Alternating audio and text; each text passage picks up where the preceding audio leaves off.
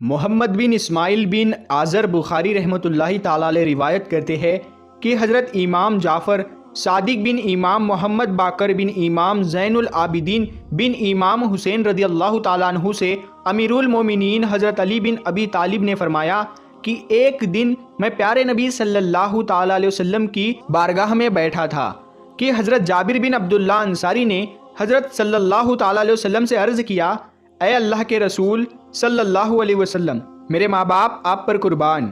فرمایا کہ اللہ تعالیٰ نے سب سے پہلے کیا چیز پیدا کی؟ آپ صلی اللہ تعالیٰ علیہ وسلم نے فرمایا، تمام چیزوں سے پہلے اس خالق نے میرا نور پیدا کیا، پھر ہزاروں سالوں تک وہ نور اللہ کی قدرت سے اس کی بڑائی دیکھنے اور اس کی تسبیح اور سجدے میں لگا رہا۔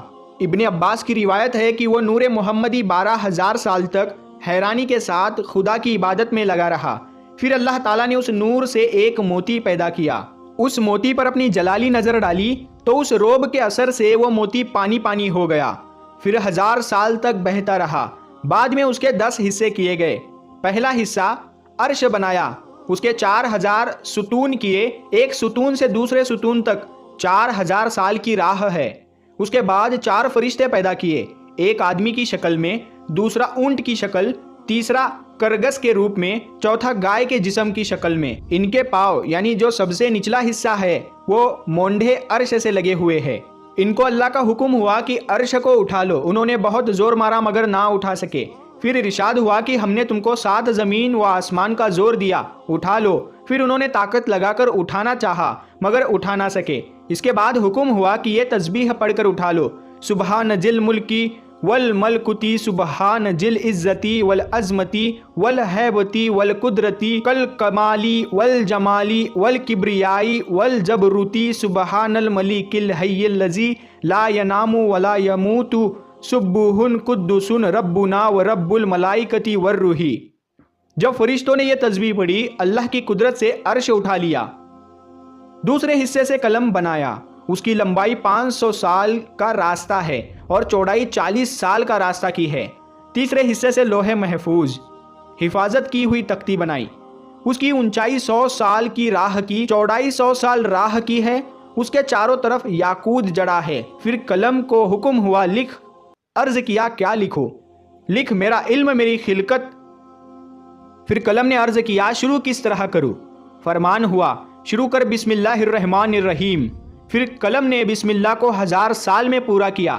اس کے بعد اللہ کا فرمان ہوا لکھو، میں معبود ہوں، میرے علاوہ کوئی عبادت کے لائق نہیں، محمد میرے رسول ہے، جس نے میرے فیصلے پر بھروسہ کیا، میری بھیجی مصیبت پر صبر کیا، میری نعمتوں پر شکر کیا اور میرے حکم پر راضی ہوا۔ میں اسے صدیق بنا کر اٹھاؤں گا اور قیامت کے دن اسے صدیقوں کے ساتھ اٹھاؤں گا۔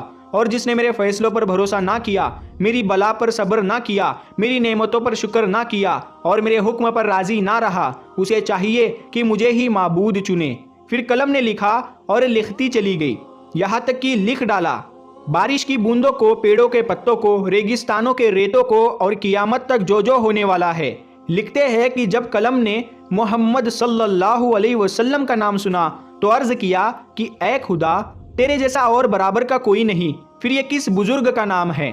آواز آئی کہ یہ نام میرے حبیب کا ہے، وہ مخلوق خاص ہے، اگر میں اسے پیدا نہ کرتا تو میری قدرت ظاہر نہ ہوتی۔ قلم نے جب یہ آواز سنی تو ہیبت سے اس کا سینہ پھٹ گیا۔ روایت کیا جاتا ہے کہ لوح حرکت میں آئی اور میرے جیسا کوئی نہیں ہے، کیونکہ مجھ پر خدائی علم لکھا گیا ہے۔ آواز آئی اللہ ہی ہے جسے چاہتا ہے مٹاتا ہے اور جسے چاہتا ہے رکھتا ہے، اور اسی کے پاس اصل کتاب ہے۔ چوتھے حصے سے سورج بنایا گیا اور 5ویں حصے سے چاند بنایا گیا، اور 6ٹھے حصے سے جنت بنائی گئی، 7ویں حصے سے دوزخ بنائی گئی، 8ویں حصے سے فرشتے بنائے گئے، 9ویں حصے سے کرسی بنائی گئی، اور 10ویں حصے سے نور محمدی صلی اللہ علیہ وسلم کو پیدا کیا، اور اس نور مبارک کو داہنی طرف عرش کے تسبیح و تقدیس میں مشغول رکھا۔ روایت ہے کہ کرسی کے نیچے یاقوت کا ایک دانہ پیدا ہوا، اونچائی اور چوڑائی اس کی 500 سال کی راہ ہے۔ اس دانے پر اللہ نے نظر کی، ہیبت سے وہ خود بخود پگھل کر پانی ہو گیا۔ اس کے بعد دکھنی اتری ہوا کو پیدا کر کے حکم دیا کہ تم چاروں کونوں پر اس پانی کے موج کرو، جھاگ نکالو، تو اس کی قدرت سے آگ پیدا ہوئی، وہ پانی پر گئی، اس کا دھواں نکل کر کرسی اور پانی کے بیچ میں ہوا پر لٹک گیا۔ اس دھوئے کو اللہ نے 7 پارا کیا، ایک پارے سے پانی کا آسمان، دوسرے سے تانبے کا آسمان، تیسرے سے لوہے کا آسمان، چوتھے سے چاندی کا آسمان، پانچویں سے سونے کا آسمان، چھٹے سے مروارید کا اور ساتویں سے یاقوت کا آسمان ہوا۔ ایک آسمان سے دوسرے آسمان کا فاصلہ 500 سال کا راستہ ہے۔ پھر اللہ تعالیٰ نے اپنی قدرت سے اس پانی کے جھاگ سے لال مٹی کی پیٹھ پیدا کی، اسی جگہ جہاں اب خانہ کعبہ ہے۔ حضرت جبرائیل، میکائیل، اسرافیل اور اسرائیل علیہ السلام کو حکم ہوا کہ چاروں کونوں میں سے اس مٹی کو پھیلا دو۔ اس کے پھیلانے سے یہ زمین پیدا ہوئی۔ روایت ہے کہ ایک دن عبداللہ بن سلام نے حضرت محمد مصطفیٰ صلی اللہ تعالیٰ علیہ وسلم سے عرض کیا کہ اے اللہ کے رسول، زمین کو کس چیز سے قرار ہے؟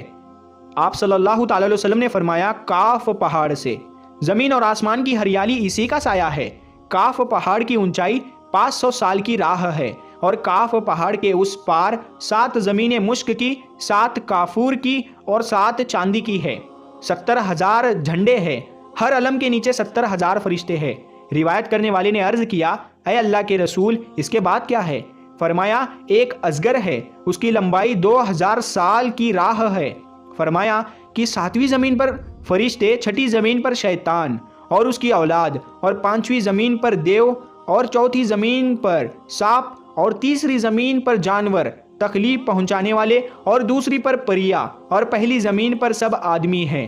اور 7ویں آسمان کے نیچے ایک گائے ہے، اس کے 4000 سنگ ہے، ایک سنگ سے دوسرے سنگ تک 500 سال راہ کی دوری ہے، اور یہ 7 مہرہ طبقے زمین کے اس کے سینگوں کے درمیان ہے، اور وہ گائے کھڑی ہے ایک مچھلی کے پشت پر، اور یہ مچھلی پانی پر ہے۔ اس پانی کی گہرائی 40 سال کی راہ ہے، اور وہ پانی ہوا پر لٹکا ہوا ہے۔ ہوا اندھیرے پر ہے، اندھیرا دوزخ پر ہے، دوزخ آسمان کے ایک پتھر پر ہے، پتھر فرشتے کے سر پر ہے، فرشتہ ہوا پر ہے۔ ہوا اللہ کی قدرت سے لٹکی ہوئی ہے، اور اس کی قدرت بہت زیادہ ہے۔ عبداللہ بن عباس سے روایت ہے کہ تحت سرا نام ہے تازہ گلاب کا، جو 7ویں زمین کے نیچے ہے۔ اس کے نیچے دوزخ ہے، اس میں ایک سردار ہے، اس کا نام مالک ہے۔ 19 فرشتے مالک کے ماتحت ہے۔ ہر فرشتے کے داہنی طرف 70,000 ہاتھ، اور بائیں طرف بھی 70,000 ہاتھ ہے۔ اس ہاتھ پر 70,000 ہتھیلیاں، اور ہر ہتھیلی پر 70,000 انگلیاں، اور ہر انگلی پر ایک ایک ازگر ہے، اور ہر ازگر کے سر پر ایک سانپ ہے کہ اس کی 70,000 سال کی لمبائی ہے، اور ہر سانپ کے سر پر ایک بچھو ہے۔ اگر دوزخیوں کو ایک ڈنک مارے گا تو 70 سال تک درد سے لوٹتے رہیں گے۔ بائیں ہاتھ کی انگلیوں پر ایک ایک ستون آگ کا ہے۔ اگر ایک ستون حشر کے میدان میں ڈالا جائے اور سب جن و انسان مل کر اسے ہلانا چاہے تو ہلا نہ سکیں گے۔ ان فرشتوں کو حکم ہوا کہ تم دوزخ کے اندر جاؤ۔ انہوں نے عرض کیا کہ خدایا ایسی جلتی آگ میں کس طرح جائے؟ جبریل نے رب کے حکم سے ایک انگوٹھی جنت سے لا کر ان کے ماتھے پر رکھ کر اسے داغ دیا۔ انگوٹھی پر لکھا تھا، لا الہ الا اللہ محمد الرسول اللہ۔ یہ سب اس لیے کیا گیا تاکہ دوزخ کی آنچ ان پر اثر نہ کرے۔ تب وہ 19 فرشتے دوزخ میں گئے اور قیامت تک وہی رہیں گے۔ اسی لیے کہا جاتا ہے تو ہرگز دوزخ کی آگ کا صدمہ اسے نہ پہنچے گا۔ دوزخ کے 7 دروازے ہیں، ہر دروازے کے لیے ان میں سے ایک گروہ تقسیم کیا گیا ہے۔ دوزخ کا پہلا دروازہ جہنم، دوسرا جہنم، تیسرا سقر ہے، چوتھا سعیر ہے، 5واں نتا ہے، 6واں حاویہ ہے، اور 7واں حطمہ ہے۔ روایت ہے کہ ایک دن جبرائیل علیہ السلام نے پیارے نبی صلی اللہ تعالی علیہ وسلم کی خدمت میں وحی بھیجی تھی کہ یکایک زلزلے کے صدمے سے زمین و پہاڑ ہل گئے، اور اس کے ساتھ ہولناک آواز آئی کہ مبارک چہرے کا رنگ بدل گیا۔ حضرت صلی اللہ علیہ وسلم نے جبرائیل علیہ السلام سے پوچھا کہ یہ کیسی آواز تھی؟ جبرائیل علیہ السلام نے عرض کیا کہ اے اللہ کے رسول صلی اللہ علیہ وسلم، آدم علیہ السلام کے آگے 7,000 سال سے ایک پتھر 1000 من کا دوزخ میں ڈالا گیا ہے۔ آج تک وہ نیچے چلا جاتا تھا، ابھی وہ قعر حطمہ میں پہنچا، یہ اس کی آواز تھی۔ حضرت محمد مصطفیٰ صلی اللہ تعالیٰ علیہ وسلم نے پوچھا، وہ کس کی جگہ ہے؟ جبرائیل علیہ السلام نے عرض کیا کہ وہ منافقوں کی جگہ ہے۔ 6 درجے میں مشرک رہیں گے، 5ویں درجے میں بت پرست رہیں گے، 4تھے درجے میں شراب پینے والے، 3رے درجے میں ترسا، 2سرے درجے میں یہودی، اور پہلے درجے میں تمہاری امت کے گنہگار رہیں گے۔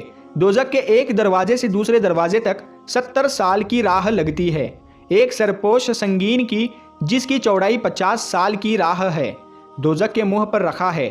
دوزخ کے نیچے ایک پتھر ہے، اس کے نیچے ایک فرشتہ مچھر کے پیٹ پر کھڑا ہے، اس کے نیچے ایک مچھلی ایسی بڑی ہے کہ دم اس کی 7ویں عرش سے لگتی ہے، اور ایک گائے فردوس کی 70,000 اس کے سنگ ہے اور زمین میں گڑے ہے، اس مچھلی کے پیٹ پر کھڑی ہے، اگر وہ ہلے ڈلے تو تمام دنیا تہس نہس ہو جائے۔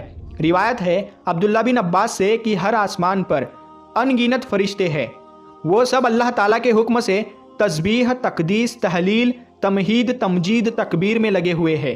اگر ایک پل اللہ کی یاد سے غافل ہو تو انوار الہی کی تجلی سے جل بھن کر خاک ہو جائے۔